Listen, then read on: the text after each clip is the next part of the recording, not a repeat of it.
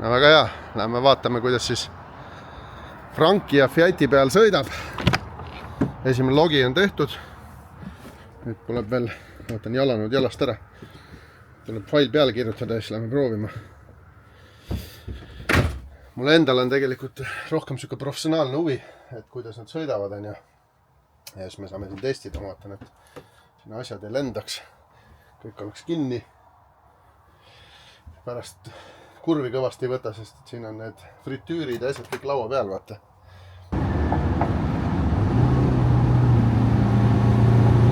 Nüüd ennem oli ta täitsa laias üleval otsas.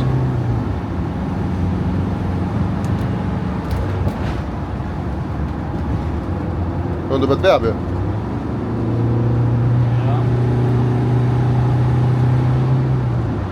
See vahetus on just sama väärne, mis ta enne oli. Jah.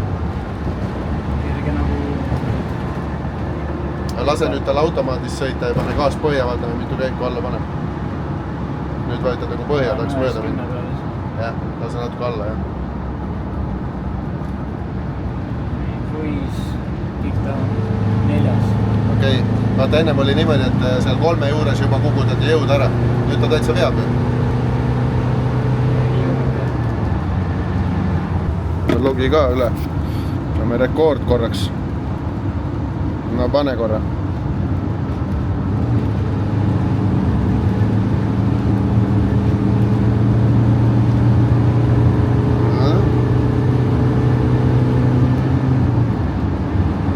Stop. Põhimõtteliselt targetis oli puust ka. Pane see käima. No panen.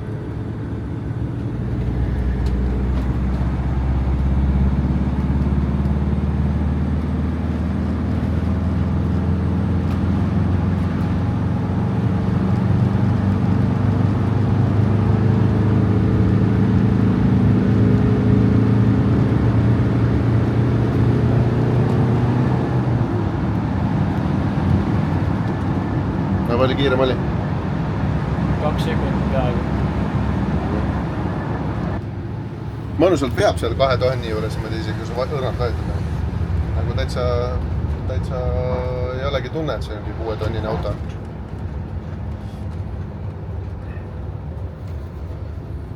Teslaga ehk võrdleme ometiga, aga noh, võrdleme ikka omavahel neid. Pane sellele elektri peale. No probleem ongi selles, et võiks ju olla elekter abiks, aga see akupank ei ole mitte kuhugi panna ja ta kaalub jälle, mis on jälle probleem. Ühesõnaga kindlasti see tehnoloogia matkaautodele külge tuleb, see on fakt. Sellest ei pääse, aga lihtsalt, et mis peab selleks karkassis muutma ja kaalureeglites. Kas 3,5 tonnistele ja 4,5 tonnistele on üldse võimalik akupanki panna, et teha tast hübriid või full electric build on. Et see on nagu küsimus. Okei, seal 6-7 tonnistele juba on ilmselt võimalik, aga... No sa oled abipakina lihtsalt ju. No kui sa hübriidist räägid, siis on väike, aga... Hübriidina ma mõtlengi. Iga sõidumasina. Väike pank ja turbode pealt ja asjade pealt võtab regenereerib ka. Aitab alt ühesõnaga. Midagi sellist nagu turbodel see Porsche teeb. Jah. Aga noh jah, see on kallis ikkagi. Matka-auto jälle 50 tonni kallim. Massi pealt on mäest alla sõita küll hea võtta. Jaa, ei, see oleks küll abiks, ütleme nii, et vahest on vaja alt äratada hästi kiiresti. Saab pidur. Jah, aitab ka siis pidurdada, et sa ei peaks need piduriklotse seal põlema panema, nagu minul juhtus.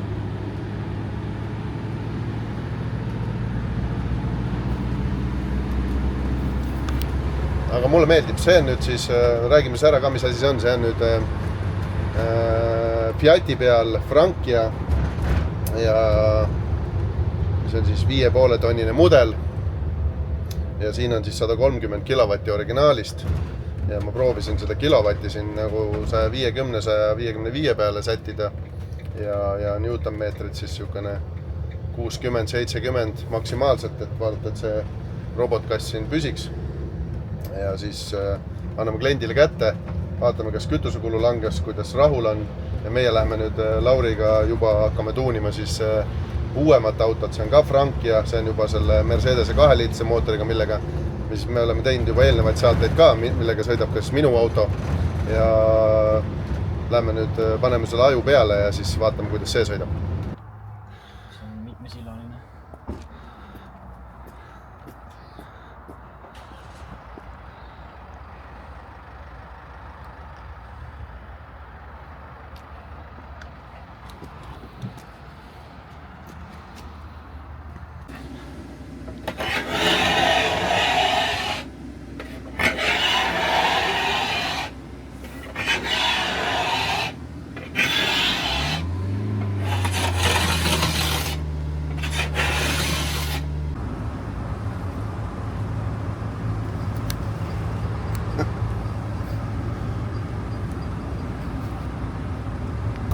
Nüüd oleme siis teise Franke peal. Esimene õnnestus väga hästi, nii et selle tagasiside kliendi poolt oli nagu kõva pöial üles, et esimest korda sai mööda sõitu teha ja ütles, et super oli sõita. Sest et klient elab seal Kesk-Eestis ja ta sai päris palju teda testida. Aga nüüd oleme siis vähe uuemas Frankes Platinum ja see on nüüd siis 140 kilovatti originaalist juba.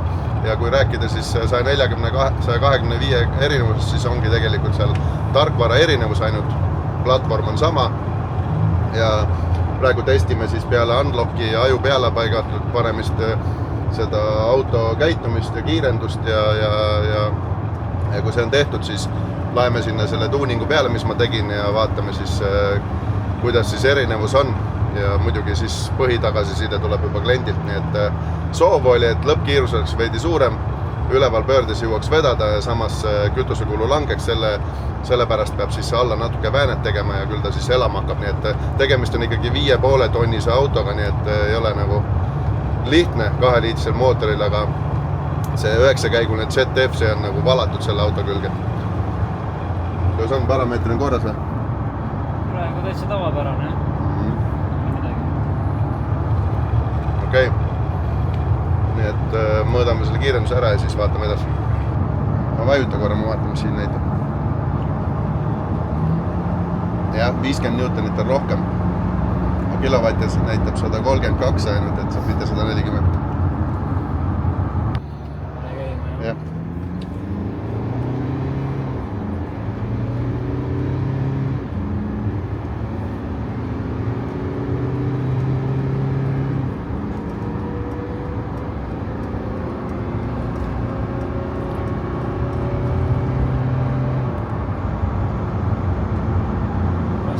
Edasi ka vaatame, mis ta mööda sõita asju teeb. Mis ta käib.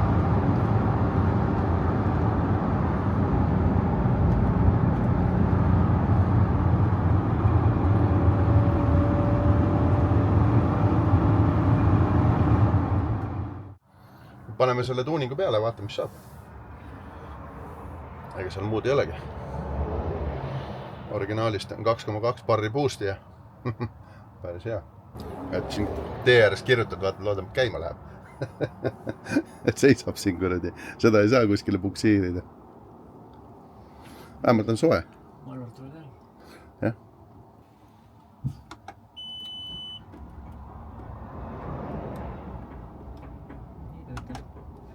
Mis see nüüd tähendab?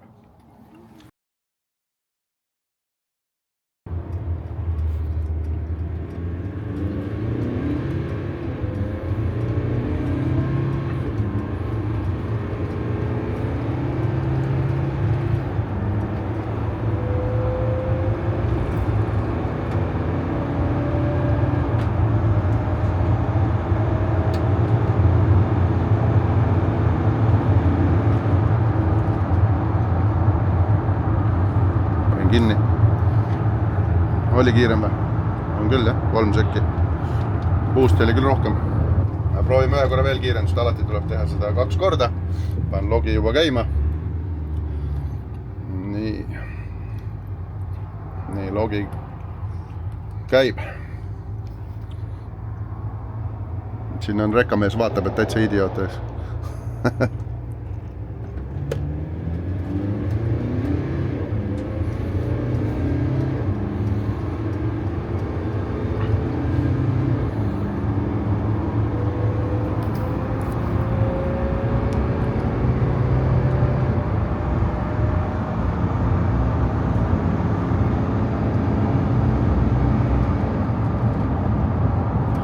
4 sekki. 4 sekundit kiirem, nii et pole paha 30-100, siis 4 sekundit on tegelikult ikka väga-väga palju. Seda sekundit tunneb juba seljaga, nii et ma arvan, et klient jääb rahule. Ei ole mõtet siit rohkem välja punnida, sest et mina vaatan üle veel logid, temperatuurid ja siis paneme lukku selle asjaga. Aga las ma nüüd natuke kirjutan, et mul siin 2 käega vähe kehva. Ja siis näitan teile ka, kuidas see logi analüüs käib.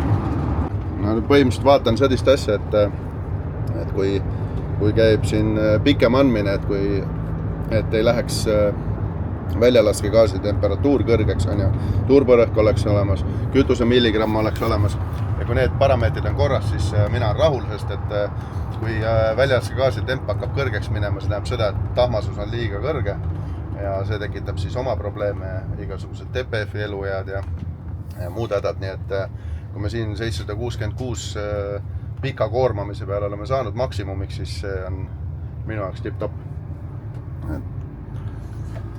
Tunne on ka täitsa olemas ju? Tunne on olemas, jah. Mootor saab hakkama selle suure kerega.